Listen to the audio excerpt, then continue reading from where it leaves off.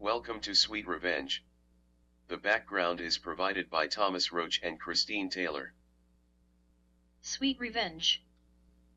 Thomas and Mark along with their good friend James are glancing around the storage garage. Thomas. Let's see, we have a lead car, a hearse, a family limo, a pallbearer limo, open flower truck and a transfer van. James walks behind the lead car to check the tail light cover for the year of the vehicle. James. According to this tail light we have a 2016, which means that the whole fleet would be the same. Mark. I must say that Cadillac made a good style vehicle back then. Thomas walks over toward a medium-size metal box on the wall. Thomas. I do believe, kids, that I have just found the car keys. James. So what do you guys plan on doing with these vehicles? Mark. Angel and Joyce have advised us that they want nothing to do with the hearse because they're chicken shits. Thomas. Which means that they have claimed the lead car. Mark. We were thinking of converting the van into a surveillance van. James. What about the truck? Thomas. The verdict is still out on the truck. James. What about the 2 limos? Mark. Mercedes suggested that we rent them out for special occasions. James. Mercedes? Thomas glances at Mark. Thomas. I guess James never received the email. Mark. Angel decided to give Mercedes a break from going to jail. James. Are you sure that was a wise move? Thomas. We all agreed to have Mercedes to join our team, but we will be keeping a very close eye on her. James. What happened to Teddy? Thomas. Teddy apparently got cold feet and bailed out on us. James. I still cannot get over Dragon Lady having her nerve to run a fucking drug mill. Mark. Did Linda ever find out that you were with us the other night? James. Seeing that I am standing in front of you would mean negative. Thomas glances at the license plates of the lead car and the hearse. Thomas. Say, Mark, check out the license plates on the 2 limos and tell me what the sticker says. Mark. That's fucking odd, they both have update stickers on them. James decides to check the license plates on the van and the flower truck. James. The van and flower truck are also up to date. Thomas. Let's check the vehicle paperwork, which should be in the glove box. Thomas checks the lead car and the hearse, Mark checks out the 2 limos, James checks out the van and truck. James. Mine say 2025. Thomas. Same here. Mark. Mine also say 2025. Thomas. Registration, ownership, and the insurance have the same date. James. But there's no owner's name on the paperwork, which is fucking odd. Thomas. Let me send a text message to the ladies to do an insurance check. James decides to wander around the garage when he comes across a metal casket resting on a rusted church truck in the corner of the garage. James. Hey guys. Check out this metal casket. Thomas and Mark walk over towards the casket. Thomas. Maybe it's an old casket? Mark. Do you think we should open it? James directs his attention down towards a red color spot on the ground below the casket. James. Please tell me that red spot is not fucking blood. Mark removes a pair of evidence gloves out of his suit jacket. Thomas. Since when did you carry gloves in your suit jacket? Mark. I always carry them just in case you might need them, like today. Mark bends down to rub his right hand through the red spot before he takes a closer look at it. Thomas. Are you going to look at it or tell us what the fuck it is? Mark. We definitely have blood here, chum. James. You don't think that someone had decided to store a body inside of that casket? Thomas. There's only one way to find out, chum. Thomas attempted to open the lid but found it secured. James. There should be a spare casket key in the hearse glove box. Mark. I guess we should close the garage door to avoid any peeping Toms. Thomas. Now I am wondering if we should check the trunk of the vehicles after we check this casket. James returns and passes the casket key over to Thomas, who inserts the key into the casket lock. Mark. Please let there be more drugs and not a fucking body. Thomas slowly opens the lid to find a deceased body of a dressed female individual wearing a black suit. James. The lady looks like she's been fully embalmed. Thomas. We'll have to contact Dr. Bellows to join us. Mark. I'll shoot her a text message. James. Fuck me, dude.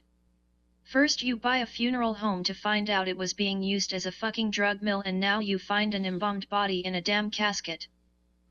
Thomas. I am starting to think that maybe we should have just bought a big house. Mark. Dr. Bellows will be here in a half hour. James. Do you think we're dealing with a fucking homicide here? Thomas. Your guess is as good as ours, chum. James. Wouldn't it be funny if this lady was related to the Rouge family? Mark. Do you still want to check the trunks, Thomas? Thomas, Mark, and James begin to slowly open the trunk of the lead car and the two limos while Mark checks the van. Mark. No unexpected bodies in the van. Thomas. Same goes for the lead car. James. Both limos are clear, which is a good thing. Mark. The back of the hearse appears to be clear. Everyone becomes alerted to the sound of a loud knock on the garage door as Thomas quickly opens it to find their good friend Dr. Sheila Bellows with a smile. Sheila.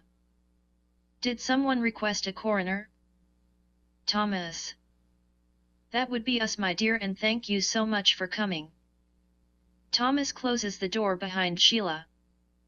Sheila. I was very surprised when I got the text message to come here. Thomas. Well, my dear, we have another big surprise for you. Sheila takes a few seconds to glance around at the fleet of funeral vehicles. Sheila. So what's up with the fucking funeral vehicles? Thomas. They came with the funeral home as part of our purchase package. Sheila glances at Thomas with a bit of a stunned look on her face. Sheila. Did you just say they came with your purchase package? Thomas. Angel, Joyce, Mark, and I bought the Old Rouge funeral home. Sheila. I once heard a rumor that the four of you had a dark side to you. Thomas. So our surprise is just over here in the corner of the garage. Thomas leads the way as Sheila continues to glance at the vehicles, nodding her head in disbelief. Mark. Good day, Doc. Sheila. Good day, Mark. Thomas. This is our good friend James. Sheila. Long time no see, James. Thomas. You two folks know each other? James. Back when I used to work for National Funeral Services. Sheila. I've heard that you and Linda had opened up a restaurant. James. We sure did. It's called the Rosebud. You should pop in one day. Sheila. So what surprise do you have for me, gentlemen? Thomas directs Sheila's attention to the embalmed body in a metal casket. Sheila. Is this some sort of a fucking joke? Mark. We wish it was a fucking joke, but the poor soul is a real human. Sheila puts on a pair of evidence gloves while kneeling down beside the casket. Sheila. Any idea on who this lady is? Thomas. We have no clue at this time.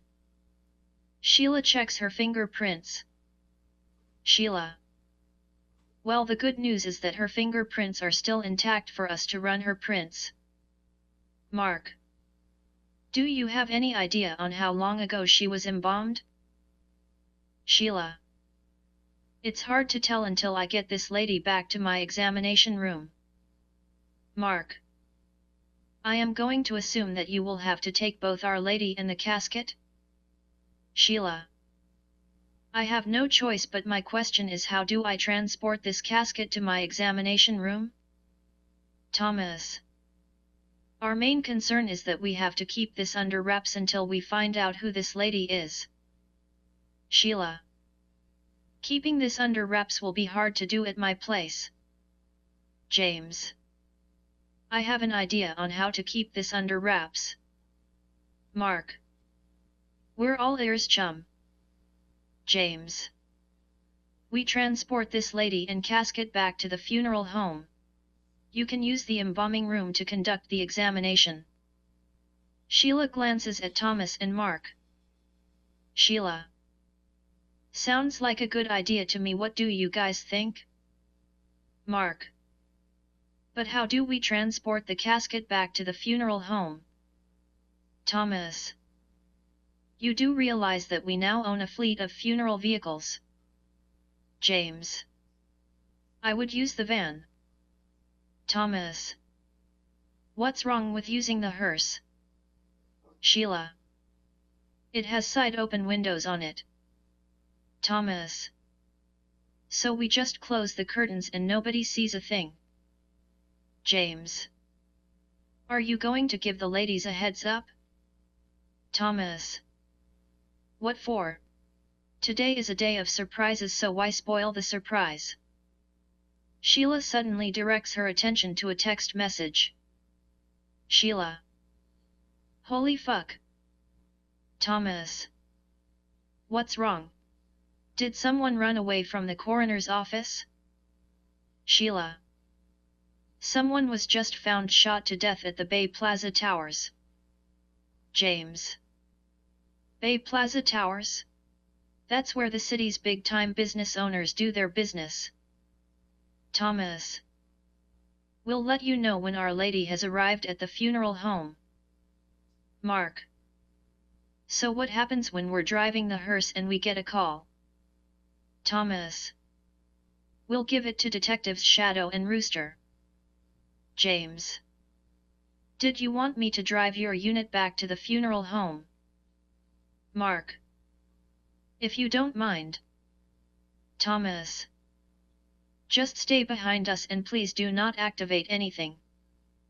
Thomas and Mark carefully load the mystery casket into the back of the hearse.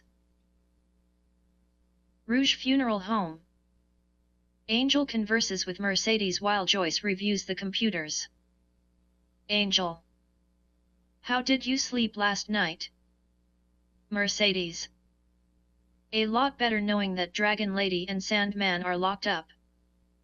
Angel. I am glad that we decided to use this viewing room as our primary office. Joyce. This is the last desktop computer to be connected by our communications staff later on. Mercedes. I hope Thomas and Mark will like this setup. Angel. Thomas and Mark have no say with regards to the setup. Joyce. You have to remember, Mercedes, that men will always agree to anything. Mercedes. May I ask you both a very personal question? Joyce. You can ask us anything you want, sister friend. Mercedes. I get this strong feeling that the four of you are a lot closer than just being working partners. Angel. You catch on quick. Joyce. Mark and I have been an item for about 4 years. Angel. Thomas and I have been an item for about 2